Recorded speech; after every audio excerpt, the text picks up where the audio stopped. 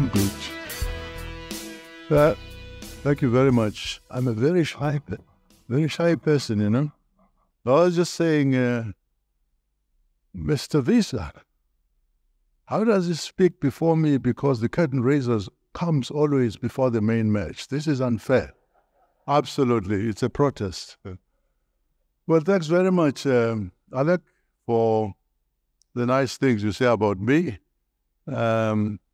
I owe much, by the way, of the things to do with conservation to a young woman, British, who always directs me to the latest things that's happening in the environmental space, and that's really where I get my credentials. I'm not really an environmentalist, and I'm also glad that it didn't quite say I'm a respected member of the ANC, because many people would regard that as an oxymoron, you know, a backhanded compliment. But I'll take it. May I start here? A shrewd visionary, Nelson Mandela managed not only to persuade whites to accept a new beginning, but he also convinced black leaders that compromise was necessary for the nation to heal its deep racial wounds. Many, and this is understandable, he said that compromise was necessary for the nation to heal its racial scars. And many, including myself, doubted his wisdom in wanting to scrap this near centuries-old Springbok name and moniker that was associated with the apartheid system. But he saw the bigger picture and fought against his allies to retain the uniform of the Springboks. Since then, quite a number of black players have represented South Africa and done so brilliantly. In the 15 years between 1995 and 2010, one thing stood out for me. Most black Springbok players played in the back line. I never doubted that they were there on merit. I think Brian Havana. But very few black forwards were chosen. I always wondered about that, even though I must confess, I wasn't raised in a rugby environment. We don't play rugby in Newcastle. I love the sport to bits now. I always thought blacks, I must say, were heavily overrepresented at the wing, while whites enjoyed a monopoly over lock, number 8, flank, and in the front row. Suddenly, things changed in 2019 and 2023. Names like Ox, Trevor Nyagane, Bongim Bonambi, Siya Kolisi, of course, appeared. A friend of mine told me that SA Rugby Union started to identify suitable young stars and place them in rugby schools. They subjected them to intensive training, a good diet, medical checkups, etc., everything that goes with preparations for rugby in the rugby game. Such a physical sport it is. So a glimpse of what the South African national character might look like was on display in France last year throughout the World Cup Championships. When on 28th October, the referee blew the whistle, signaling the end of the match, and the lifting of the Webb Ellis Trophy for an unprecedented 4th time by the Springbok. South Africans across the color spectrum went berserk. They erupted into a spontaneous frenzy of joy. It didn't where on earth they happened to be at the time. They were just ecstatic. And this was across the color line. Credit for this across-the-board experience of happiness is due to the managers of South African rugby, Vasil Rasmus and others.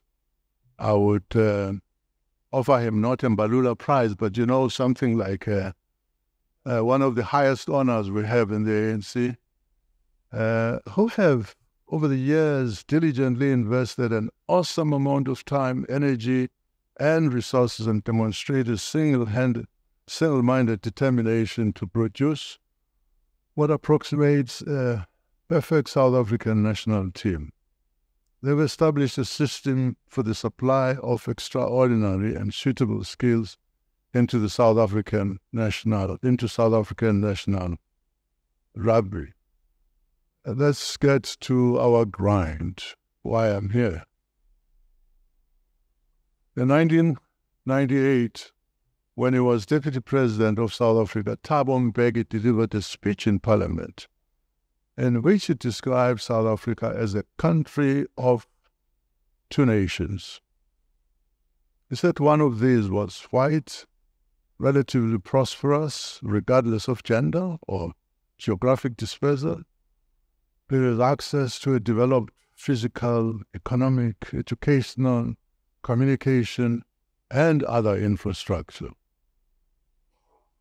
It described the other nation as black and poor, with the worst affected being women in rural areas, the black rural population in general, and the disabled. Most unfortunately, 26 years on, not much has changed since that characterization of our country by Mbeki. To be sure, there is now a piddling middle class, but at 3.4 million, it's only 7% of the black population. Compare this to the white population, where the middle class constitutes 55% of the population. How did we get here? A long history, painful to many, is responsible for producing these two nations. Witness their absence at this conference, the other nation I mean. Our past has produced and shaped the present. We can't change it, but we must take into account when we plan our future that there is the other nation. When we engage in this retrospective recriminations, looking at our history, recriminations cannot be the point of the discourse. We are, after all, we like it or not, compatriots, and no one can undo that. I share the belief, which is almost universally held, that all things being equal, South Africa is arguably the best country in the world to call home.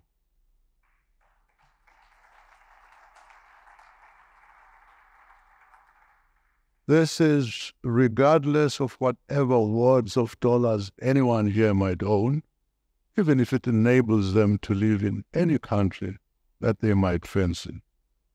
This place is best. If my proposition is correct, we cannot overlook the importance of knowing whence we came, for it might nudge us into an appreciation of what drives the other mindsets, those who are not here. Like Mr. Rob Hasselhoff, a brilliant man. Gosh, I listened to him speak. Thought I should never take a platform after listening to this man. And the lucky man he is, of course. I've changed my speech since coming here and listening to what people were saying. And so I'll put it away and just make a summary of some of the things. But Rob, you should not give up. Flip-flop, if you will, but continue Some of us have experienced the things you were complaining about yesterday. I do need to say the following. We shouldn't spend too much time on exploring, on those who explored the African coast, which began in the 13th century when Portugal sought an alternative to the road to China, the Silk Road. Let's just zero in on Dutch colonization from like 1652, 1815, which began when the Dutch East India Company established a trading post in Cape Town under the command of Jan van Riebeeck in 1652. Let's mention that they imported large numbers of slaves, often from Indonesia, and that these slaves and the Khoi and the San were made into indentured servants to work on the farms the Dutch had established on land that they had taken from the people they displaced. Then on to 1795, when the British invaded the colony, leading to subsequent mass migration, which came to be collectively known as a Great Trek, and it led to the poor trekkers establishing several poor republics in the interior of South Africa. The discovery of diamonds and gold in the 19th century, and the gold rush. And this incited a war between Britain and Boer, essentially for control over the nascent South African mining industry. Britain imported some, 10,000 settlers, often from trade and military families, and they settled them in 1820 in Makanda and in Gqeberha. Two wars are fought between Boer and Britain.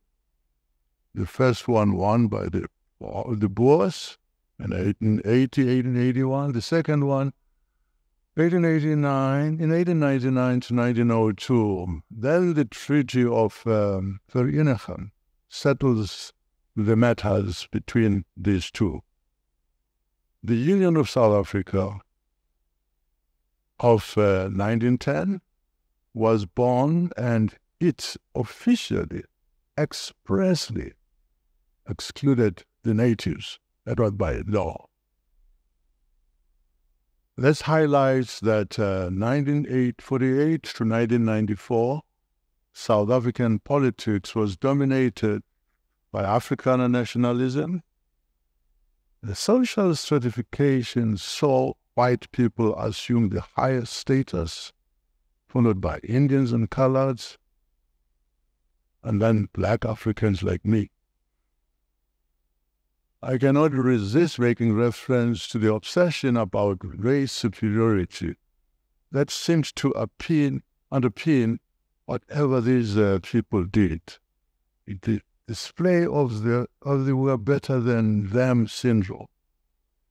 It was part of my growing experience, by the way, and those who are old enough will remember that. Churches, schools, cinemas, parks, etc., these were littered with signposts that read Europeans only. In shop entrances, bus stops, train stations, petrol stations, and other places, especially where necessity constrained the Europeans to suffer the presence of natives, signposts declared for non-Europeans. With the passing of time, I'm not quite sure why Europeans ceased to be that, and they became whites, and so the chairs became ours, non-whites, for non-whites. We always became the none of the other.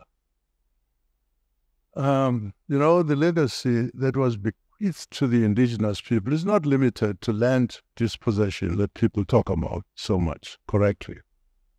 It extends to the deprivation of people's identity. They became non-European, non-white, no identity of their own, and whatever else they might have wanted to create. Can you imagine the lasting damage that was caused by a policy, a philosophy that was premised on the destruction of a people's identity and self-confidence? How long would those effects last? Also, when the descendants of the Dutch, German, French Huguenot settlers decided to call themselves Afrikaners, this was, of course, neither consulted nor, very happily, it was never contested. Unfortunately, that appellation had to be protected by the reclassifying of the Africans they found in the land, and they became the Bantu. And I must say that this was done very derisively. Abantu, of course, in Nguni languages refers to people, and we don't want to think about what people are if they don't call themselves Bantu. So, but when you start calling someone Bantu maize, it's absurd. Because in the Nguni language, a single person, umuntu, and all of us here, we are Abantu. But of course, these appellations were meant to really indicate who was who in the zoo. The traumatic legacy of colonization has been left to the art sociologists to record. Social upheaval that it unleashed on African lives and lifestyles goes really, by and large, unrecorded. You know, industrialization and the emergence of the capitalist economy saw towns and factories sprout and mushroom across South African landscape. I've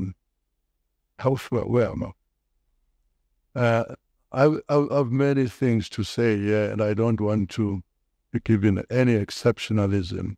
But one wants to say that when we sit and plan very seriously, as we're doing here, the future of business, the future of your lives, the future of this country, there is the other nation that is not here.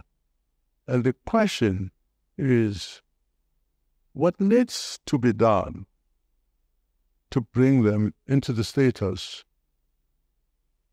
of the other nation? Because the aspiration will obviously be to be with the other nation, not to look like them, to be part of it.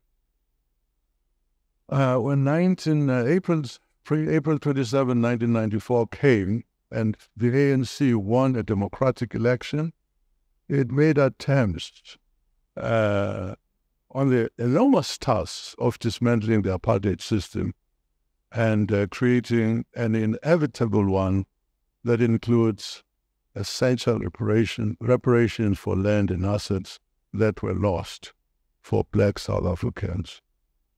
The performance has been described by others quite inadequate, put it mildly. But let me conclude by saying a sustainable future for this country will require the overhaul of the public education system, the basic education system, and its replacement by one that helps our children to build a foundation that will enable them to be competent participants in a modern economy. There is no substitute for this. What role can be played by people here and elsewhere to achieve this?